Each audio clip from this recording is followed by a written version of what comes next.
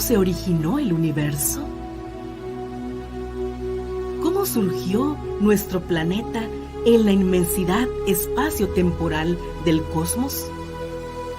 ¿Cuál es nuestro origen como especie humana? ¿Tiene nuestra existencia algún propósito?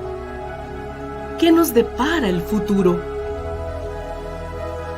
Son algunas interrogantes que, como habitantes de este pequeño punto azul en el universo, nos hemos hecho alguna vez y cuya respuesta trasciende a la eternidad. Fortalezcamos nuestra fe en estos tiempos de incertidumbre, conociendo qué dice la revelación sobre nuestros orígenes y nuestro destino.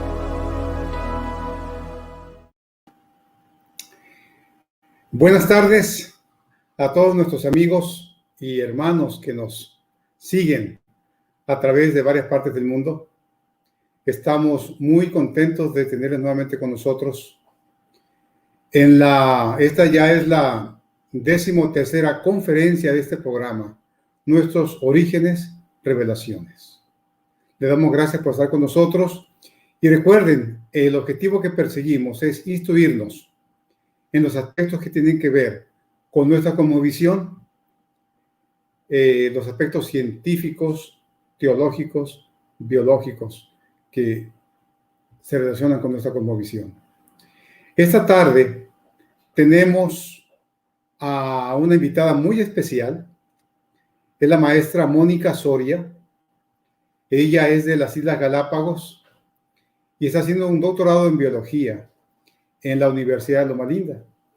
Así que es un privilegio tenerle con nosotros ahora, dado el contexto biológico, el concepto científico que las Islas Galápagos tienen para nosotros. La maestra Mónica nos presentará su conferencia titulada El origen de las especies, perspectivas bíblicas y biológicas. Maestra Mónica, es un placer tenerte con nosotros. Es tu tiempo para instruirnos en este campo de la biología. Puedes empezar. Muchas gracias, profesor Luciano. Es un privilegio para mí tener la oportunidad de conocerles y de compartir un poco de la información que ha sido muy interesante para mí desde mi área de estudio y también desde mi lugar de origen. El origen de las especies, perspectivas bíblicas y algunas bases biológicas.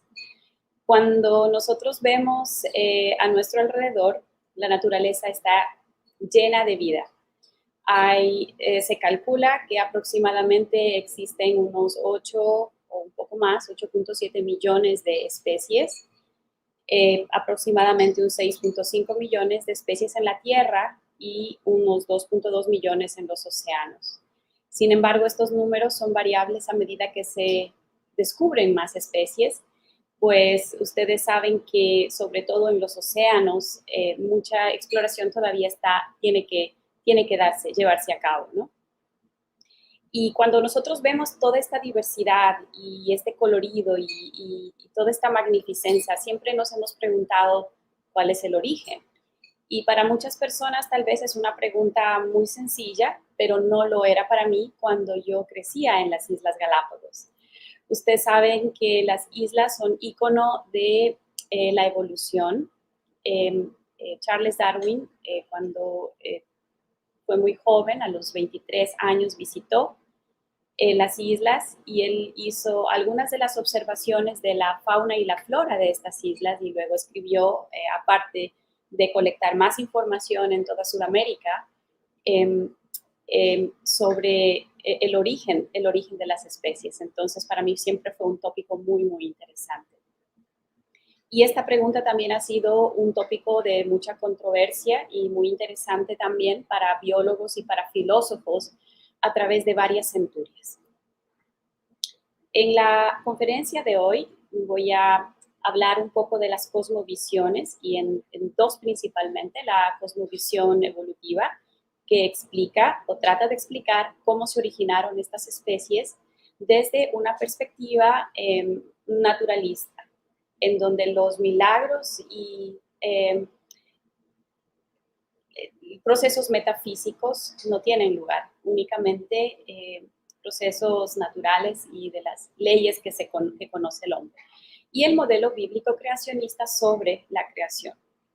También vamos a preguntarnos un poco qué evidencias existen para afirmar uno u otro modelo y también qué preguntas nos hacemos cuando estudiamos estos modelos.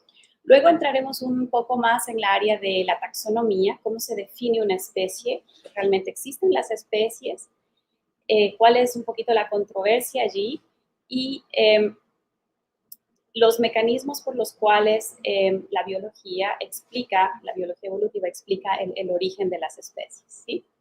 Aquí he puesto algunos ejemplos de las especies endémicas de las Islas Galápagos. ¿Qué es una especie endémica? Una especie endémica es una especie que es única de un lugar, no se halla en otro lugar del mundo. Y las islas en general son ejemplos de biodiversidad endémica.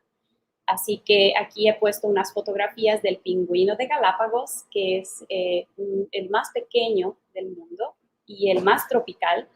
Ustedes saben que los pingüinos generalmente habitan las zonas polares y frías del planeta, pero en las Islas Galápagos, que está en una localización tropical, tenemos pingüinos. Entonces es algo muy, muy raro, ¿no? Tenemos la iguana marina. Las iguanas generalmente son de sistemas de aguas dulces, pero esta, al llegar a las Galápagos, se habría adaptado a condiciones marinas. Ella come algas y no he puesto más fotografías porque vamos poco a poco a entrar en más detalle de las especies. Y el cormorán no volador, es una especie también muy icónica de las islas. Los cormoranes en Sudamérica y los ancestros de este cormorán pueden volar. Yo tuve la oportunidad de visitar Perú hace algún tiempo con algunos amigos del Geoscience Institute y mientras viajábamos por la costa peruana pude ver a estos mismos cormoranes, pero volando. Para mí fue muy, muy interesante que en las Galápagos, cuando ellos llegaron, pues perdieron esta capacidad. La pregunta entonces es cómo se originan estas especies. Y el primer libro que yo he encontrado sobre el origen, que habla del origen de las especies, es la Biblia, ¿sí? En la Biblia, sabemos que la Biblia es un libro el más antiguo que existe y no es un libro común, para empezar. Yo lo digo esto porque al leerlo nos da no solamente una parte informativa de lo que ocurre en el planeta Tierra, sino que hay una parte también profética que habla sobre tiempos futuros y también sobre eventos del pasado. Entonces, es un libro muy, muy particular, muy, muy hermoso también. Y en el libro de Génesis, nosotros vemos que la Biblia habla de que Dios, o sea, un ser sobrenatural, omnipresente, omnipotente, sería el responsable de la creación de las especies. Ahora, la Biblia no habla de especie per se, como los biólogos entendemos una especie. Habla más sobre géneros o una categoría que yo podría decir que es un poco más general de lo que nosotros entendemos por una especie, que es un taxón o una categoría dentro de la taxonomía más específica. Y me gusta mucho el Génesis porque yo no he puesto aquí todos los versos, ustedes pueden revisarlo luego, cuando Dios mira el planeta Tierra como un planeta sin vida, un planeta oscuro, un planeta de agua. Entonces sabemos que en el inicio había agua en este planeta y que el Señor Dios empieza a crear las condiciones adecuadas para que exista la vida, ¿sí? Entonces, primero, pues, trae la luz y luego de la luz el firmamento y una vez que está el firmamento hay una separación de aguas y finalmente el suelo seco y una vez que están estas condiciones que la Biblia habla de forma general y de un orden sistemático, Dios crea la hierba, las plantas, no podríamos decir, entonces crea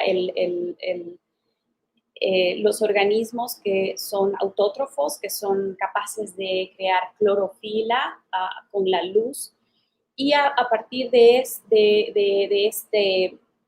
esta primera parte, luego el Dios crea las especies marinas y las aves, y posteriormente crea al hombre como al final de la creación. No solamente habla sobre la creación y este orden de existencia de los organismos en el planeta Tierra, sino que además da instrucciones de qué es lo que deben comer, ¿sí? Esto es muy interesante. También da instrucciones qué es lo que deben hacer, a qué se deben dedicar. En un inicio vemos que las especies eran vegetarianas, aquí vemos en Génesis 30. Toda planta verde le será de comida, igualmente a la creación, al hombre, toda semilla y frutas le serán dadas.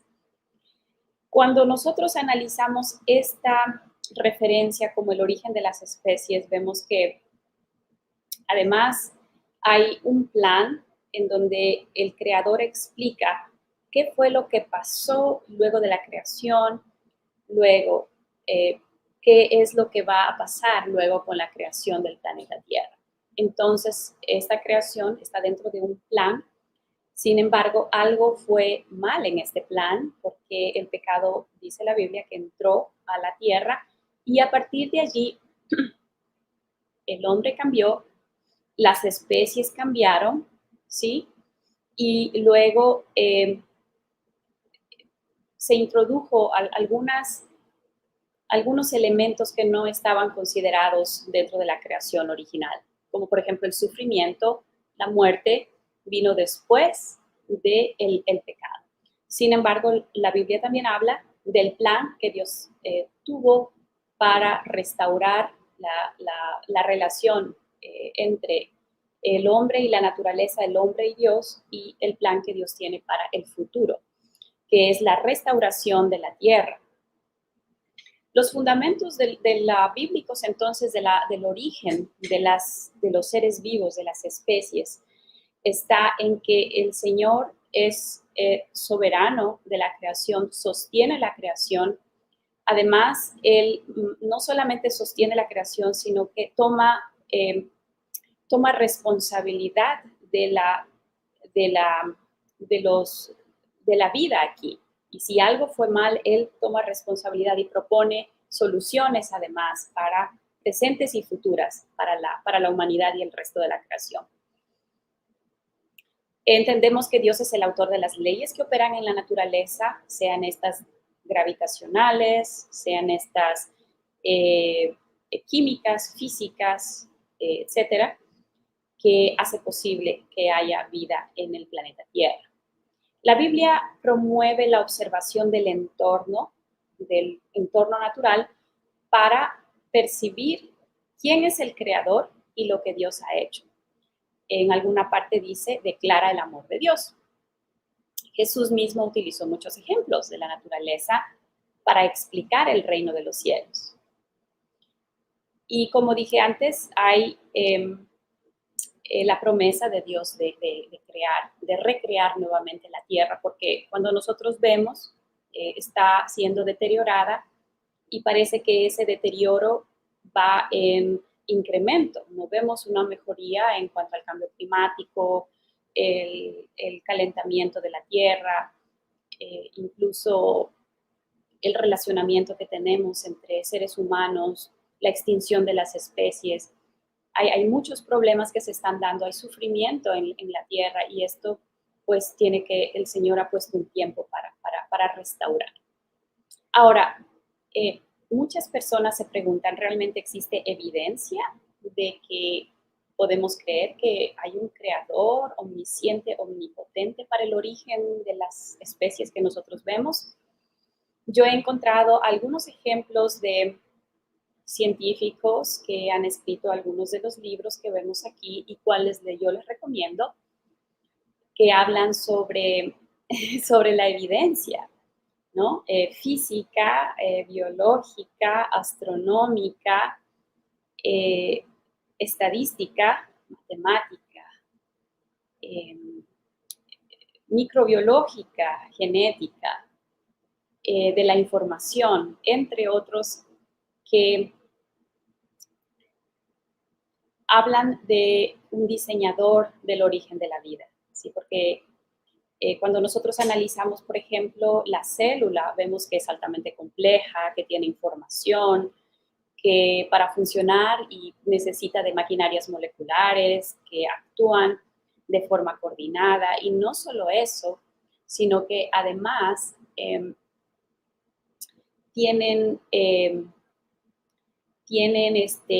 elementos para poder sobrevivir ante los efectos adversos de su ambiente. Aquí he puesto uno de los, no sé si ustedes pueden ver mi mouse, tal vez no, el libro de Faith, Reason and the Earth History del Dr. Leonard Grant y Arthur Chadwick. Es uno de los libros muy interesantes que yo lo he encontrado. Propone los dos modelos de los orígenes y también habla sobre las bases de las evidencias para el modelo creacionista y también las preguntas para el modelo evolutivo, ¿no? Un libro muy bien equilibrado que nos conduce a realmente preguntarnos si la vida realmente tiene este diseñador que es omnisciente, omnisapiente, ¿no? Y el otro libro, el Privileged Planet, de González y Richards, habla de todas estas de estos factores que hacen posible la vida en el planeta Tierra. Entonces es muy interesante. Foresight, de Marcos Everling, es un libro que recoge la evidencia bioquímica de cómo las moléculas y cómo las maquinarias moleculares están tan bien diseñadas para que se dé como una maquinaria, para que se dé la vida y que no, es muy difícil pensar que todo esto pudo haberse dado de la nada y del azar, ¿no? De leyes randómicas. Y en fin, aquí tienen otros títulos más que ustedes pueden mirar y que por efectos del tiempo no podemos ir uno por uno. Cuando nosotros, ¿cuáles son algunas de las preguntas del modelo creacionista bíblico? A veces las personas dicen, no, es que en la Biblia no existen elementos o información detallada de cómo realmente los mecanismos que el creador dio hizo para hacer posible la vida. Y yo no sé ustedes qué respuesta podrían dar a esto, pero lo que yo he visto es que es verdad, la Biblia no es un libro, digamos, pues muy detallado de como física o la química que nosotros tenemos actualmente, pero si Dios es el creador y Dios ha dado la capacidad al hombre, he visto que el hombre ha tenido la capacidad de ver y descubrir los mecanismos que hacen posible la vida, ¿sí? Entonces, si bien en la Biblia no tenemos ese detalle, pero sí existe, el hombre ha sido capaz de hacer muchos descubrimientos por esa capacidad que él tiene, que le ha sido dada. Otros dicen, bueno, ¿y por qué si es que hay este creador que es maravilloso, por qué existe tanto sufrimiento en el mundo? La Biblia también tiene la respuesta al decir, bueno, Dios ha dado un tiempo para terminar con todo esto, ¿no? Un tiempo para que las personas puedan realmente conocer al creador y puedan ser salvas, ¿no? Entonces, el estudio de la Biblia es completo en este sentido.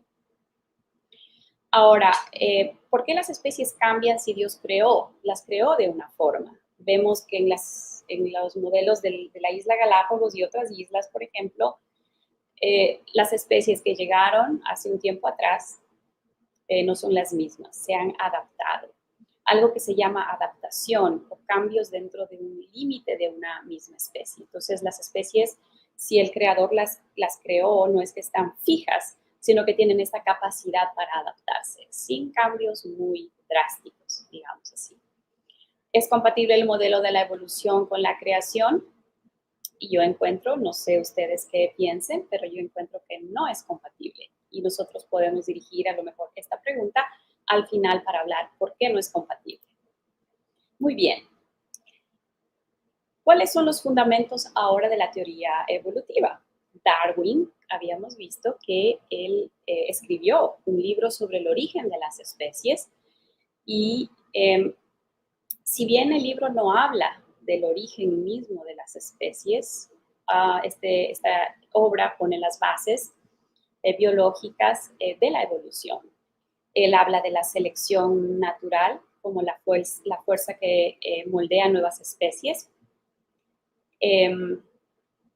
Aquí la selección natural dentro del proceso mismo va a seleccionar las especies que están mejor adaptadas y estos organismos mejor adaptados pueden pasar estos caracteres a su descendencia y con el tiempo se tienen especies que están adaptadas a su ambiente y si es que hay cambios a través del tiempo, como él observó, por ejemplo, en las palomas domésticas, muchas variedades, hay esta variación, es probable que a través del tiempo estas variaciones puedan acumularse y dar lugar a nuevas especies. Entonces, cuando él viajó en Sudamérica, él pudo ver que los fósiles, por ejemplo, que él vio en algunos países, como en Argentina, de organismos que habían existido en el pasado, tenían cierta resemblanza de organismos que tenemos en el presente, pero él solo llevó, y cuando fue a las Galápagos vio también que estos organismos eran únicos aquí, de hecho cada isla tiene sus propias variedades, entonces él pensó que estos cambios podían también extrapolarse a los orígenes, al principio de los principios de la primera especie. Entonces, si las especies pueden cambiar a través del tiempo, ¿por qué no? Entonces, en el pasado, una especie muy pequeña o unicelular pudo haber dado lugar a cambios progresivos a través del tiempo hasta convertirse en organismos más complejos, ayudados por la selección natural. ¿Qué más tenemos aquí? Ahora, es interesante que en su libro él habla sobre, en el tema de especiación, él introduce también el tema de las adaptaciones. Entonces, para él no era tan visible el límite entre especie y variaciones, porque dentro de una misma especie puede haber variaciones, pero a veces esas variaciones pueden ser consideradas como un taxón diferente, como una especie diferente. Y allí se ha generado un poco el conflicto entre si realmente existen las especies o si realmente es un modelo conceptual que nosotros hemos utilizado dentro de la taxonomía de clasificación. Entonces, el libro de Darwin fue muy interesante en su época y lo sigue siendo con los nuevos avances ahora de la genética, de la biología molecular. Tenemos la teoría sintética de la evolución que integra todos estos otros conocimientos, además de la paleontología, la geología. Y en cuanto a la genética, Dobzhansky escribió el libro de Genética y el origen de las especies.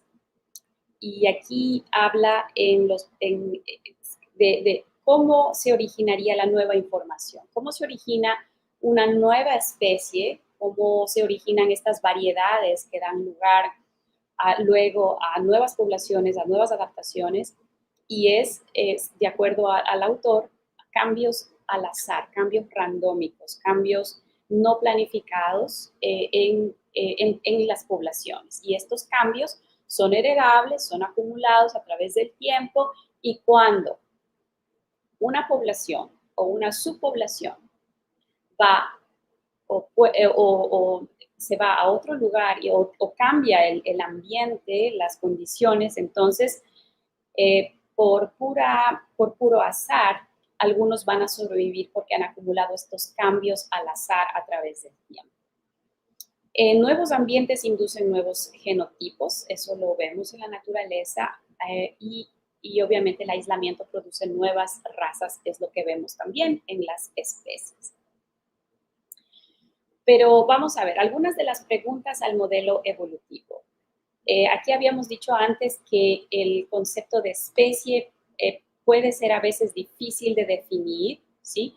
Porque tenemos que tener en cuenta que dentro de una misma especie existe variación, pero cuando esas poblaciones o subpoblaciones son aisladas de alguna forma eh, dentro del ambiente o por una barrera geográfica, entonces se quedan aisladas reproductivamente y pueden, pues, no tener ya contacto con su población original, entonces se las cataloga de alguna forma como una nueva especie. Pero es algo bastante controversial y ya les voy a decir, por ejemplo, si en el planeta, si en plantas con flores hemos visto que hay unas 900,000 especies o nombres propuestos para las especies, pues únicamente unas 400,000 especies son realmente reconocidas. Y es porque a veces es muy difícil poner la línea, el límite entre qué es una especie o qué es una variedad, ¿sí? Otra de las preguntas es, ¿existe evidencia de la macroevolución, o sea, de cambios que van más allá de las especies? Hemos visto que, por ejemplo, el pingüino del polo puede cambiarse, puede hacerse más pequeño, puede disminuir su tamaño en unas condiciones tropicales. Hemos visto, pero el pingüino sigue siendo un pingüino, ¿cierto? O en el caso de las iguanas, por ejemplo, la iguana terrestre, que una subpoblación pudo haber dado lugar a una especie marina, pero siguen siendo iguanas y en algunos puntos hibridizan también. Entonces, ¿qué evidencia existe de la macroevolución?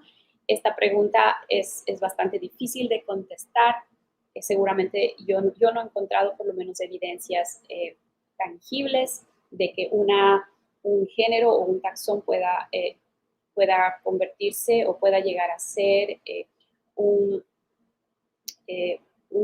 filum o un reino diferente, ¿no? Esto en tiempo y en espacio no se ha visto. Otras preguntas que están aquí, que ustedes pueden verlas, es cómo pudo haberse dado el origen de la primera célula. Si hablamos de una especie unicelular, por ejemplo, el origen de una especie unicelular a través del tiempo, a partir de un sistema o de una, como Darwin lo llamaba, ¿no? De un caldo o sopa primitiva. Y sabemos que la célula y todos los componentes tienen un orden, una información, y para que esto se dé se necesita no solo la información, sino que además energía de una forma organizada. Entonces, estas preguntas son un poco difíciles, pienso, de contestar desde el paradigma evolutivo, que tenemos que tenerlas en cuenta, ¿no?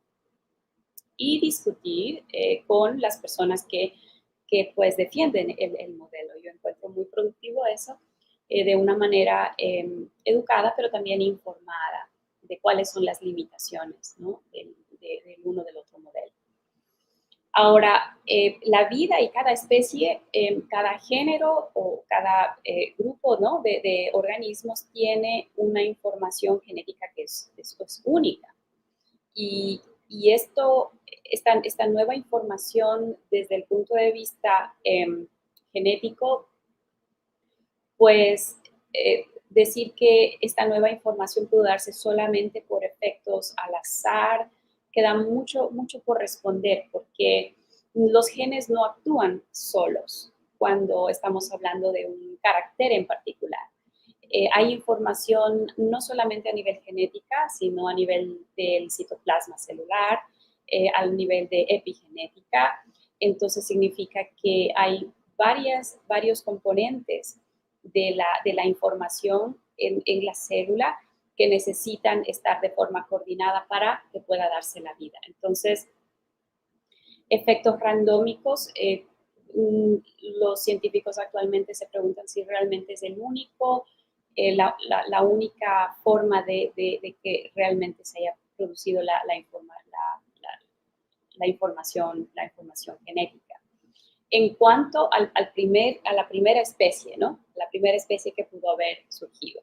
Luego vamos a ver cómo otros mecanismos actuales de la información ya existente pueden producir nueva información en el proceso de especiación. Eso no queda lugar a dudas. Y claro, cuando vemos maquinarias moleculares como la mitocondria o como el ADN, se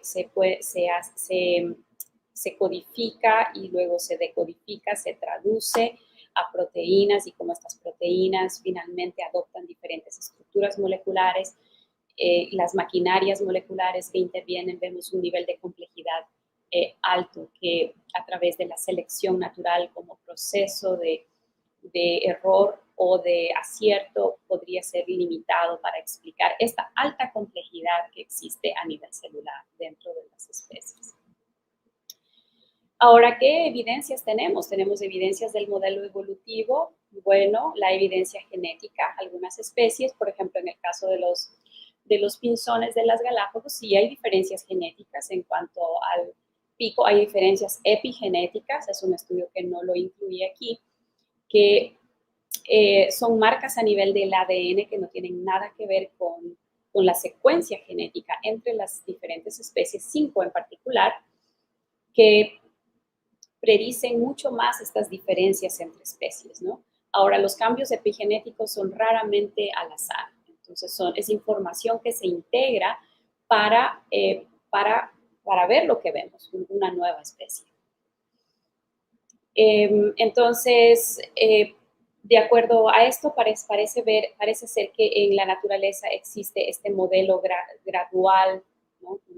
Una secuencia que parecería ser que a través del tiempo estas especies hayan cambiado. Eso también puede servir como evidencia para otros modelos como también el creacionista. Entonces, algunas de los conceptos como evidencias pueden ser utilizadas para ambos modelos también. En cuanto a la paleontología, vemos que las especies que nosotros encontramos en el registro fósil de pronto aparecen en la columna geológica y muchas de ellas no tienen o no aparentan este cambio sucesivo que Darwin predijo para la teoría. Más bien se ven líneas independientes que aparecen de pronto en el sistema, en el registro fósil y sin embargo a través de otras características, ¿no? Por ejemplo, algunas características morfológicas o genéticas se pueden de alguna forma construir los árboles filogenéticos para explicar un poco la relación que existe entre los caracteres heredados y los nuevos caracteres adquiridos. Pero como digo, esta evidencia, desde mi punto de vista, también puede ser vista como estas diferencias que existen entre las especies o estas similitudes que podríamos inferir también como evidencias para un modelo creacionista, si es que el creador hubiera decidido utilizar el mismo modelo o parte de la misma información genética para crear las especies. El registro fósil, si bien es un pilar fundamental de la teoría evolutiva, como dije antes, no todos los taxones tienen esta graduación para ver los cambios a través del tiempo, pero es algo que se utiliza, ¿no? Es bastante cuestionado también el tema de las edades y el tema de que realmente no, Darwin mismo lo dijo, el registro fósil parece incompleto. Muy bien, para hablar de las especies también tenemos que hablar de las bases taxonómicas, cuáles son estas reglas que nos permiten definir una especie o estas categorías que van superiores a la especie, orden, género, entonces clase, reino, etcétera. La especie, cuando hablamos de especiación, estamos hablando de la categoría, digamos, más fina dentro de la taxonomía, ¿sí? Y cuando tratamos de definir una especie también vemos que se puede hacerlo desde varias perspectivas, ¿no? El criterio biológico, el criterio evolutivo o filogenético de reconocimiento. ¿Por qué existen todos estos,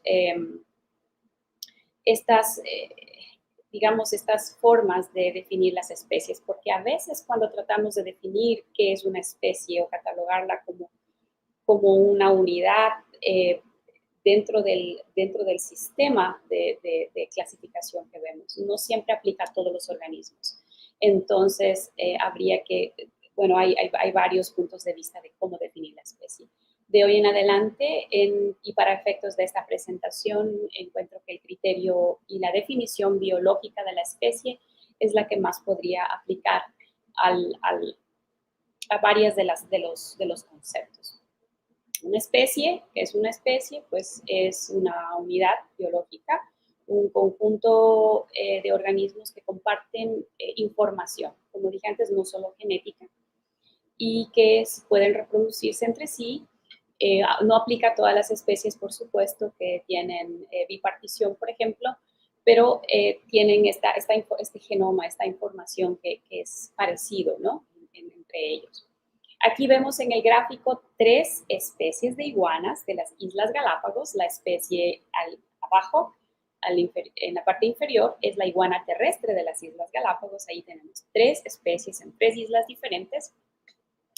Y en la parte superior tenemos la iguana rosada, en la parte derecha. Es una especie recientemente descubierta en uno de los volcanes y se piensa que esta subpoblación, que ahora es aislada de la población madre, digamos así, pudo haberse dado hace algún tiempo atrás. Se calcula, de acuerdo a los estudios moleculares, entre 1.5 millones de años. Claro, eso también hay que... Este tiempo es un tiempo que es aproximado y calculado, que con certeza tampoco se puede predecir. Pero, y vemos aquí también en este caso, a algunos híbridos. Aquí no está la especie de iguana marina, pero la iguana terrestre con la iguana marina puede formar híbridos en una sola isla, ¿sí? En el caso de la iguana terrestre y la iguana rosada no forman híbridos que se sepa o que se haya reportado en la naturaleza. Entonces, estas especies son, pues, producto del aislamiento, ¿sí? Cuando hablamos de especiación, también tenemos que diferenciar qué es una raza geográfica. Nosotros vemos a veces subpoblaciones que tienen ciertas características en común que les hace única. En el caso de las iguanas marinas de las Galápagos, les había dicho que es el único lagarto marino, tiene 11 subespecies en base a los métodos moleculares que están distribuidas en diferentes zonas geográficas y generalmente son muy fieles a sus islas. Entonces, cada isla tendría su población, sobre todo las islas más grandes. Ahora, esta subespecie pueden ellas cruzarse, intercambiar información entre sí, y cuando eso pasa, pues los resultados en el proceso de especiación pueden dar lugar a algunos resultados. En este caso, las poblaciones se mantienen aisladas y en la naturaleza podemos ver también esta variación dentro de las especies. Entonces, la teoría predice que si es que se mantienen varias de estas poblaciones un tiempo suficientemente aislado y bajo condiciones ambientales, podrían entonces ellas constituir una especie diferente en cuanto ya que no se pueden reproducir con la especie parental o original. Existen 3 modelos principales de especiación que se ha visto en la naturaleza. Como digo, especiación atribuyendo a adaptaciones, a estos cambios en la escala microevolutiva de las que podemos ver inferencias, ejemplos en la naturaleza. ¿Sí? Aquí tenemos algunas especies de los pinzones de Darwin. Se piensa que estas especies pues divergieron de un ancestro común y que al ver la diversidad de hábitats en el caso de las Galápagos y las condiciones también adversas pues hay mucha sequía en algunos años. Esto dio lugar a que las poblaciones puedan competir, algunas poblaciones aislarse más que otras y constituir especies diferentes bastante especializadas en sus nichos, en su forma de alimentación. Es interesante también ver que en la isla Cocos, que es una isla que está relativamente cerca del archipiélago de las Galápagos, también tiene una especie de pinzón, pero las pinzones en la isla Cocos no se divergieron tanto como en las islas Galápagos.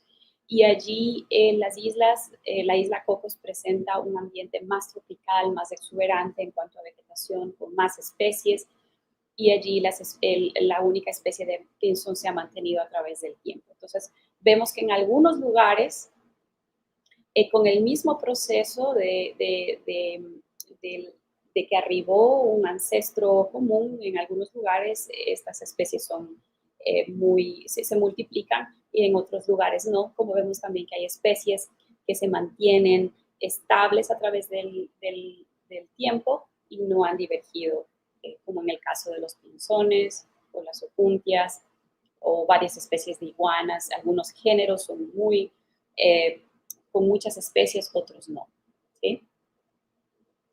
El modelo alopátrico predice que una población se separa geográficamente de la población original y a través del tiempo adquiere un aislamiento, puede ser sexual o puede ser en el área reproductiva u otro, posigótico, presigótico, y que pues en el caso de las Galápagos, estas subpoblaciones que quedan aisladas no se reproducen ya entre sí y constituyen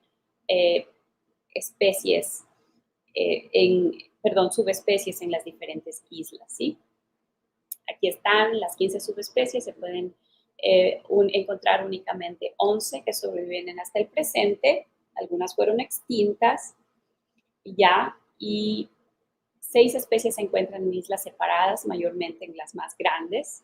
Interesante ver, ustedes ven la isla Isabel allí. Tiene 5 volcanes y cada volcán tiene su subespecie de tortuga gigante. Se reconocen por cambios, por algunos cambios que son visibles, pero no tan extremos. El modelo de simpatría es el modelo que predice la divergencia de 2 o más poblaciones sin barreras geográficas, pero debido a la explotación de diferentes nichos o por competencia de recursos. Aquí tenemos 2 especies de iguanas, la iguana rosada y la iguana Conolopus subcristatus, que es la iguana amarilla, en el mismo volcán. Ellas comparten y algunas veces sus territorios incluso se solapan, pero la iguana rosada tiene algunos cambios, ella se llama Conolopus martae, que no le permiten ya reproducirse sino que forman un taxón separado de la iguana terrestre amarilla que vemos ahí, ¿no? Entonces, en los cambios, por ejemplo, que esta especie ha tenido es una decoloración en la piel, ustedes ven color ahí rosado, y se ha medido también la exudación de los poros femorales, que es crítico para el reconocimiento de las especies de reptiles.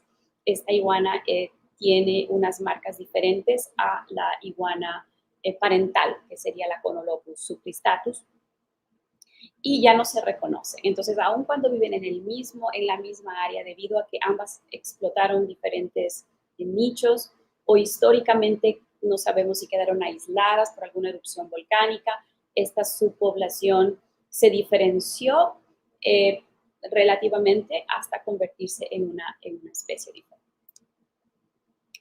El modelo de parapátrico de especiación ahora habla de que ciertos grupos se especializan en ciertos hábitats. Aquí tenemos el ejemplo de arañas. Tenemos 7 especies de arañas lobos en las Galápagos y que habitan diferentes hábitats, ¿no? Las 3 especies, por ejemplo, están en áreas húmedas, otras están en áreas bajas y secas, y otras en lagunas salinas en las Galápagos. Entonces, este es otro proceso de especiación debido a la explotación de nuevas áreas ecológicas. Otros procesos son la poliploidía, que es cuando los genomas se multiplican 1 o 2 veces dentro de las especies en los individuos, pueden generar o pueden diverger de la población original. La hibridación, ¿sí? Cuando dos especies relativamente cercanas se cruzan y dan lugar a un nuevo grupo de individuos. Este grupo de individuos se aísla y empieza pues a reproducirse entre sí y ya se diferencia de la población original, y entre otros bases reproductivas que pueden jugar aspectos importantes en el proceso de especiación, como aislamientos presigóticos o posigóticos, que hacen que las poblaciones queden ya separadas, ¿no? unas de otras. Entonces, esta es una diapositiva que yo la puse al inicio y voy a terminar casi ya trayendo a la conferencia de la diversidad que nosotros podemos ver en el planeta, y es muy hermosa. Aquí he puesto únicamente algunos de los ejemplos de las especies que existen. Solo cuando hablamos de plantas con flores, ustedes pueden ver aquí en la parte inferior de la diapositiva de plantas con flores, que dice que hay unas 900,000 nombres o especies propuestas, pero hay aceptadas únicamente unas 304,000. Ustedes ven que estos números pueden cambiar, como dije, debido a la aceptación ya formal, cuando una especie ya es, digamos, descrita formalmente y aceptada. Entonces, sin embargo, estos números pueden ser variables. Si vemos cuanto a coníferas, unas 1,000 especies, helechos y aliados, unas 10,000 especies, musgos y hepáticas, unas 34,000 especies aproximadamente. En muchos lugares todavía no se han descubierto todas las especies. Yo estuve viendo en México, por ejemplo, se dice que por lo menos un 6% de las especies todavía faltan por descubrirse. En las áreas más tropicales, donde hay mayor diversidad, un 25 a 30% todavía están por descubrirse las especies, y en la parte marina y en otros hábitats. Entonces, esto nos dice a nosotros que podemos investigar más y podemos pues, ser más observadores de nuestro alrededor y contribuir también. Y este tema de los orígenes, cuando hablamos del origen de las especies, puede traer también mucha confusión, sobre todo a los jóvenes, porque si bien están las bases, como dije, bíblicas, en un principio están también las bases de la ciencia convencional, que habla de los procesos meramente naturalistas de los orígenes. Yo pienso que es muy, muy importante que cada joven tenga presente que existe una diferencia entre las ciencias históricas, como el caso de los orígenes, que tratan de responder preguntas de lo que pasó en un pasado que nadie estuvo allí para comprobar, pero que tenemos evidencias actuales que nos permiten mirar, pero también nos permiten tener en cuenta de que cuando nosotros en las ciencias históricas vemos los datos, vemos la evidencia y vemos las publicaciones a través de libros o revistas también, hay las inferencias o las opiniones del investigador. Entonces, en las ciencias históricas no solamente estamos hablando de datos crudos o de evidencia cruda, sino también de otro nivel de información, que es las opiniones también de quien escribe, ¿no? Entonces, tenemos que tener muy en cuenta eso. Las ciencias exactas, por el contrario, no tienen este problema. problema, lo que medimos es lo que vemos en el momento actual, pero no con las ciencias históricas. Entonces, es importante investigar, es importante ver la evidencia real de los datos versus, digamos, las opiniones o verdades o cosas que se dicen que no necesariamente están basadas en evidencias. Y esto es lo que pude preparar para hoy. Les agradezco la oportunidad y si tienen preguntas, pues aquí continuamos. Muchas gracias, maestra Mónica, por tu conferencia tan llena de conceptos nuevos para nosotros, tan llena de ciencia, tan llena de conceptos importantes que nos enriquecen nuestra cosmovisión. El público ha estado muy activo, tenemos preguntas, tenemos comentarios que daremos en un momento para que las puedas contestar. Vete preparando para ello. Por lo pronto, queremos decir a nuestro estimado público que el próximo sábado tendremos también otra conferencia muy interesante. Saben, nuestro conferencista para el próximo sábado es un pastor, el pastor Wilson Quiroga, pero saben que él tiene una mezcla muy interesante. Él es pastor y es paleontólogo también.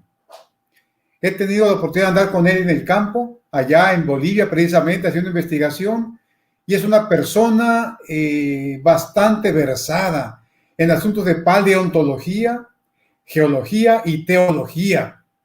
Así que los invito para que no se pierdan la conferencia del próximo sábado. Y saben, debido a situaciones que están fuera de nuestro control, para el próximo sábado vamos a cambiar el horario de esta conferencia.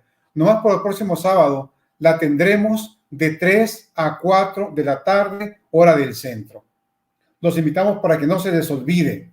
3 a 4 de la tarde, próxima conferencia de nuestros orígenes revelaciones a cargo del pastor Wilson Quiroga. Su conferencia se titula Recorriendo las huellas de dinosaurios en Toro, Bolivia. Y les adelanto que de aquí a 15 días, tendremos también al mismo pastor Quiroga dándonos un paseo virtual por el Museo Cooksonia de la Universidad Adventista de Bolivia. Me imagino, Sonia, tú has estado por allí. Yo he estado por allí y es muy interesante ese museo, cómo lo han hecho, cómo lo han creado. Y allí el pastor y paleontólogo Wilson Quiroga pues, juega un papel muy importante en ese lugar.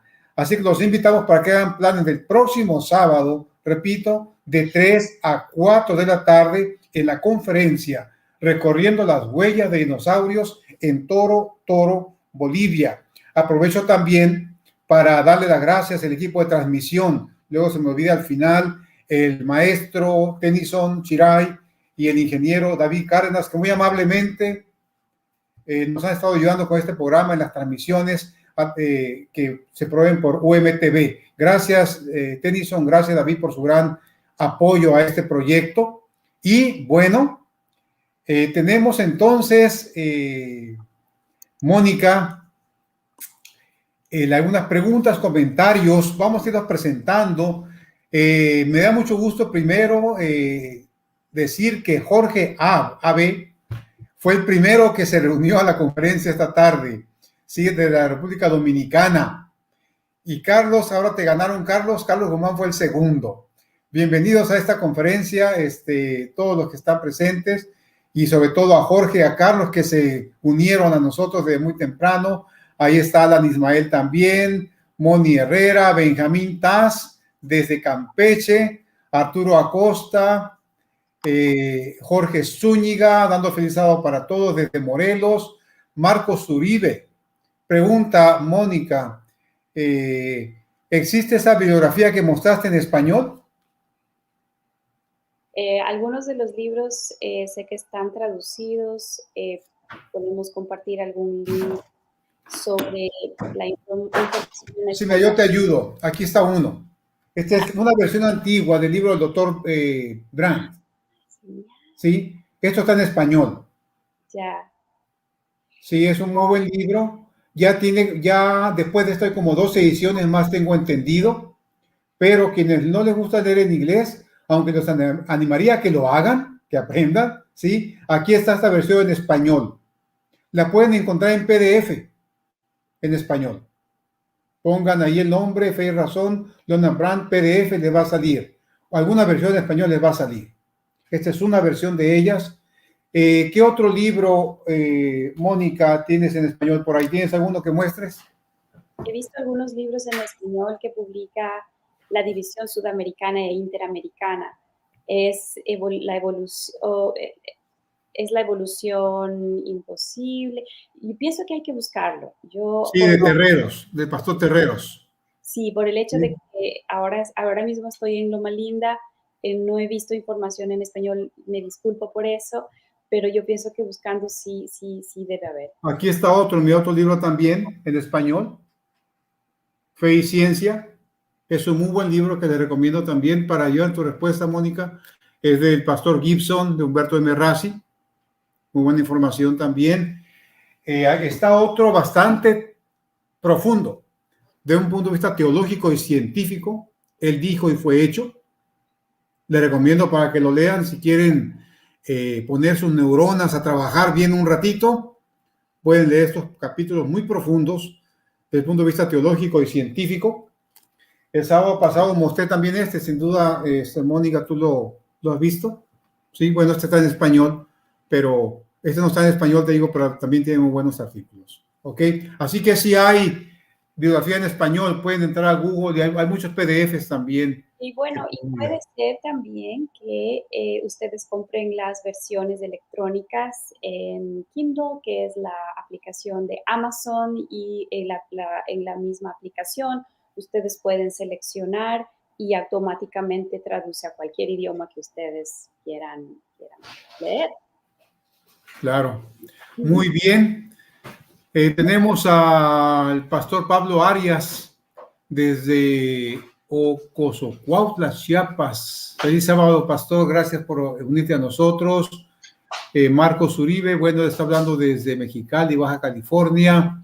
Gamaliel Áñez, feliz sábado. Saludos desde Caracas, Venezuela. Bienvenido. Comparte este link con tus compañeros para que tengamos más gente de Venezuela.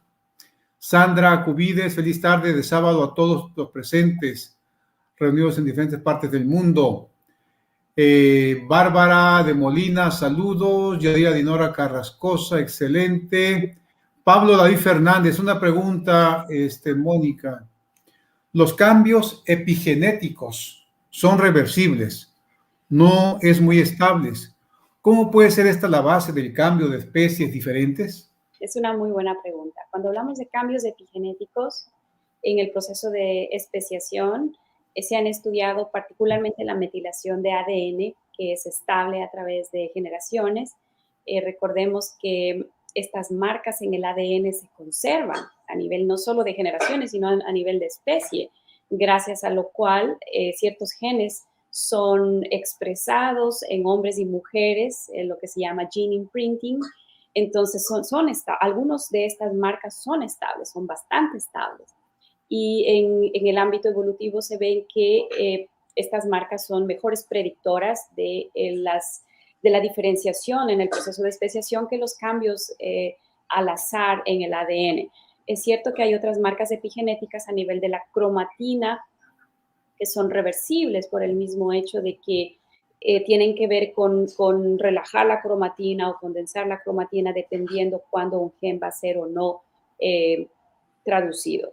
Entonces, en el caso, yo me estoy refiriendo únicamente a la metilación del ADN, que además es el más estudiado, pero también no nos olvidemos que en el proceso científico, en este caminar, hay muchas cosas que todavía no conocemos y vamos descubriendo sobre el área de epigenética, que es nueva, sobre todo. Muy bien, gracias. Oscar, saludo a todos. Hola, hermanos, feliz sábado. Gabriel Ara también, saludos. Martín Lamas, Mónica, pregunta, ¿y la medicina epigenética qué tan importante es? Esta es una área que todavía yo no he investigado a fondo, pero si tiene que ver con el control de la expresión genética, me supongo que con la tecnología actual podrían modificarse de alguna forma genes que producen ciertos daños en el organismo, ¿no? Y que para poder rever. En el tema de cáncer también sabemos que el cáncer es el resultado de una desregulación epigenética, por eso las células se multiplican mucho, y el identificar estas marcas en el ADN, estas marcas químicas, y poder bloquear, podrían tener una aplicación positiva en el tratamiento. Pero esto es algo que yo tengo que investigar más todavía, pero hay mucha información que ustedes también pueden ver en cuanto a publicaciones científicas actuales.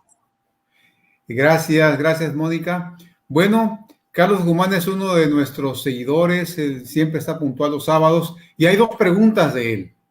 Hay dos preguntas. Esta es la primera, Mónica. ¿Puede hablar del descubrimiento en Israel que tiene que ver con la especie humana? No sé si sabes a qué se refiere. No, Carlos, ¿podrías explicarnos un poquito más qué se refiere a este descubrimiento de Israel? O vemos la siguiente pregunta de Carlos mejor. ¿Qué se sabe si los humanos se pueden reproducir en el espacio? Dependiendo de las condiciones que hacen posible la vida, si es que a lo mejor están dentro de algo muy aislado, como alguna cámara. Yo pienso que no, que las condiciones de la Tierra son bastante únicas y bien moduladas, que es lo que se llama fine tuning, para dar origen a la vida. Entonces, esto de que se puedan reproducir, pero que luego esa progenie tenga las condiciones para quedarse en un punto del espacio donde no hay oxígeno u otras condiciones que hacen posible la vida, a la larga podría no ser sostenible. Muy bien. Face Ciencia Guatemala, el ingeniero Ragankov, él es uno de nuestros futuros conferencistas. Él está mandando saludos desde Guatemala. Moni Herrera de Acosta dice que interesante que cada volcán tiene diferentes variantes. Docentes de FECS. Saludos desde la UNACH a la profesora Mónica Soria. Bendiciones. Saludos para ti, Mónica. Con Alejandro, estuvimos allá en Chile, en la UNACH. Bendiciones, Alejandro. Muy bien, muy bien. Muy bien, qué bueno que se está conectando desde aquellos lugares, nos da mucha alegría. Fe y Ciencia Guatemala pregunta, ¿hay ejemplos actuales de hibridación de especies? Sí, del ejemplo que yo conozco y me viene ahorita así como a la mente es entre dos especies de pinzones en las Islas Galápagos, en la isla de Daphne.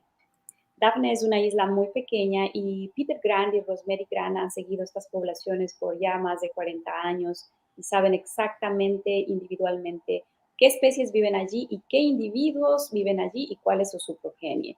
Entonces vieron que cuando hubo una inmigración de otra isla, de un pinzón de cactus, si no me equivoco, el pinzón de cactus tiene un pico bastante adaptado para las flores y alimentarse únicamente del cactus de Opuntia, se cruzó con otra especie que vivía en Daphne, me parece que es Geospiza fortis, el pinzón mediano. Y esta hibridación dio lugar a una subpoblación que se diferenciaba de las poblaciones parentales tanto en canto como en tamaño. Y los Grant las denominaron los pinzones gigantes de Daphne porque en tamaño eran más grandes que las poblaciones originales. Y estos constituyeron una subpoblación y empezaron a reproducirse entre ellos. Entonces, esta hibridación entre especies produjo pues un nuevo set de información que pudo haber contribuido. Ahora, yo no sé el estado actual, qué tan sostenible en el tiempo son estos ejemplos de especiación por hibridación, habría que investigar más. Muy bien, gracias. Jorge A.B. pregunta, ¿se está introduciendo genes de una especie o reino a otro? ¿Puede el hombre, utilizando la biotecnología, hacer selección artificial de las especies? Y si es así, ¿qué consecuencias habrán en la naturaleza? Es probable que yo esté desinformada en cuanto a que haya esta selección artificial, pero pienso que no, que es probable que sí estemos utilizando, pero para efectos de medicina, para objetivos en agricultura, por ejemplo, para mejorar ciertas variedades. No sé si ustedes saben, en el caso médico, por ejemplo, de una niña que nació sin ciertas defensas. Utilizaron un gen de una bacteria que puede introducir, ustedes saben, las bacterias pueden pasar genes en la naturaleza entre ellas. Entonces, este gen para introducir genes a esta niña para que pueda mejorar sus defensas. Estoy hablando de una forma bastante general, me disculpo por eso, pero yo creo que sí tiene aspectos positivos de la genética en la especie humana. Ahora, en el campo agrícola, no sé si ustedes conocen de la soya modificada que da lugar a la hamburguesa esta vegetariana Impossible Burger, que la conocen aquí. Esta soya tiene los sabores de la carne, tiene el color, y yo sé que pues es un invento de la ingeniería para crear un vegetal que tenga sabor a carne, con el objetivo de reemplazar el consumo de carnes por una dieta más vegetariana. Entonces, estamos, sí, yo pienso, pues manipulando genes, cruzándolos, y la consecuencia en el caso del primer caso que hablé en medicina puede ser beneficioso. En el segundo caso, cuando estamos ingiriendo proteínas de varias especies y con genes modificados, todavía no sabemos el impacto en la salud humana concretamente. Gracias, maestra. Pedro Suárez, ¿importancia de los virus en nuestro origen? Esa es una pregunta muy, muy interesante. Yo sé que, de lo que yo sé, los virus pueden introducir ARN o ADN en nuestras células.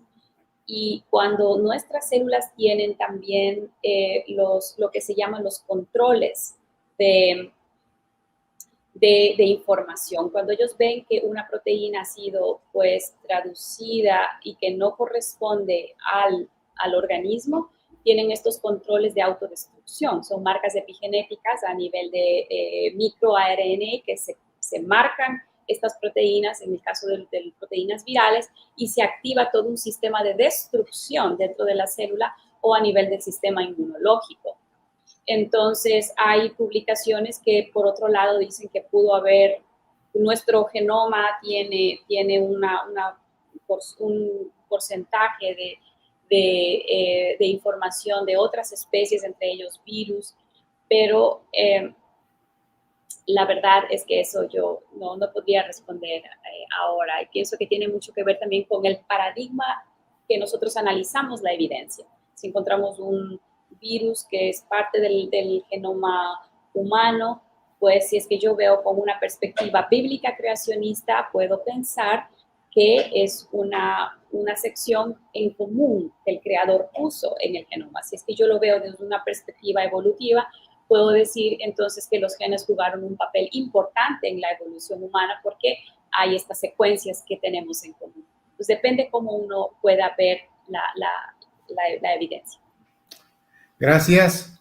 Moni Herrera de Acosta dice gracias, muy interesante. Oscar, algo interesante en lo que me gustaría, como que no acabó ahí la frase, creo. Edgardo Clemente Ramírez, excelente presentación, maestra Mónica, gracias por compartir sus conocimientos. Moni Herrera de Acosta, qué padre, un paseo virtual, bueno, se refiere a aquí a 15 días, yo creo, así que ahí la esperamos para que nos acompañen en el paseo virtual. Betsaida Aguilar, muy interesante, gracias. Oscar, le recomiendo un libro que se llama Proceso a Darwin de Philip Johnson, muy bien, es un buen libro, que tengo oportunidad de leerlo, me imagino que tú también, Mónica, ¿sí? Así que sí pueden leer ese libro también. Luis G. Gómez Sors, hola desde Cozumel. Samuel López Mejía, un saludo desde Mexicali, de parte de Natanael y de él. Oscar, El conflicto del Génesis de Walter Bate. Bueno, Yo voy a anotar también. Sí. Saludos desde Córdoba, Argentina. Muy buena programación. Gracias por acompañarnos desde aquellas latitudes de Argentina. Bienvenidos. Ojalá que nos acompañen cada sábado. Oscar, saludos desde Costa Rica. Wolfarian, buenas tardes. Gracias por el espacio. ¿Qué tan problemático podría ser la vacuna contra el COVID que actúa en el ARN? Sí, esta es una pregunta que se ha dado mucho en el proceso de vacunación. Yo pienso que debido a que es un ARN, ¿sí? Un ARN va al citoplasma celular y es traducido a la proteína para la cual codifica y luego se exporta fuera de la célula. Ha tenido repercusiones para algunos individuos como procesos alérgicos muy, muy fuertes. Pero en individuos que tienen su sistema inmuno, pues, digamos, fuertes, no se ha visto reacciones, solo en una proporción muy, muy pequeña de la población. No es que el ARN va a interferir con el ADN, que se va a quedar permanentemente, pues porque simplemente es un ARN, entonces es pasajero. Gracias. Volfaria, Volney, Tiago de Colombia, están mandando saludos. Docentes, en plantas se utiliza mucho la transformación genética para mejoramiento y se obtienen nuevas variedades. Esto puede tener implicancias en el ecosistema. Es un comentario, parece. Es un comentario. Jorge Zúñiga, ¿cree que se vuelva a ver lo ocurrido con los antediluvianos? No sé a qué es exactamente. La Biblia habla de que cuando el pecado entró al mundo y hubo esta gran catástrofe, el diluvio, entonces se destruyó. Que vuelva a ocurrirse una gran catástrofe con lluvia, la Biblia no predice eso, pero sí predice que habrán otras manifestaciones naturales, ¿no? Para llamar la atención de los hombres hacia el Creador. Muy bien, muy bien. Mónica, hay otros comentarios, deja ver los últimos comentarios. Willy Rodríguez, ¿hay pruebas que aún existen animales acuáticos gigantes en las profundidades del océano? Ay, no sé si la pregunta vaya. He visto algunos reportajes, pero de hecho existieron, ¿no? Tenemos el megalodonte, este tiburón muy, muy grande que se puede ver registro fósil en Perú, por ejemplo. Hemos colectado dientes. Solo un diente del megalodonte nos da la idea de cuán grande. Ahora, la megafauna en el planeta en general está siendo disminuida dramáticamente por muchos efectos. Tenemos megafauna como elefantes, por ejemplo, están siendo diezmados, están decreciendo. Y en el océano es difícil ver. Yo no pienso que tenemos suficiente evidencia para concluir de que existen todavía acuáticos gigantes. Más que las ballenas azules, no lo sé. Muy bien, hay un comentario de Pedro Suárez, dice, muchas gracias. Nos da miedo decir que podemos provenir del virus o que Luca fuese un virus. Es más romántica la idea de la célula unitaria.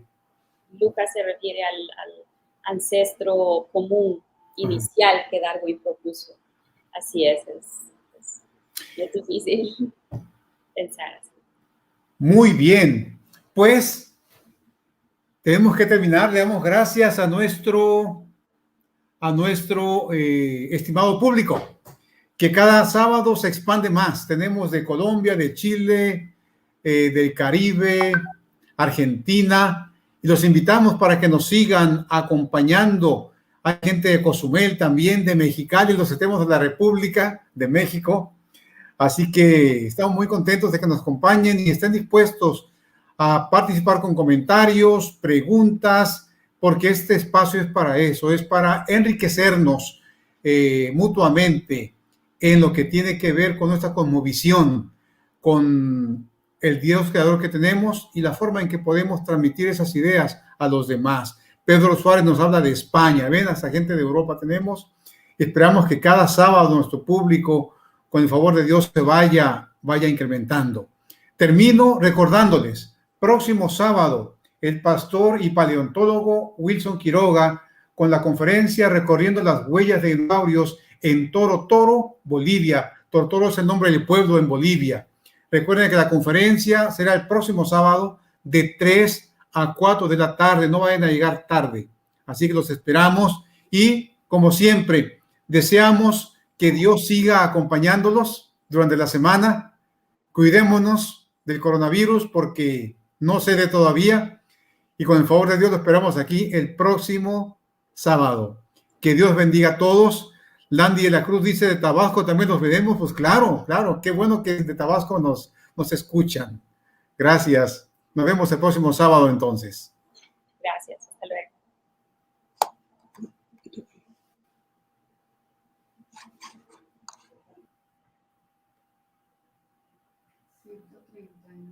Aquí, ¿cuánto está ahí?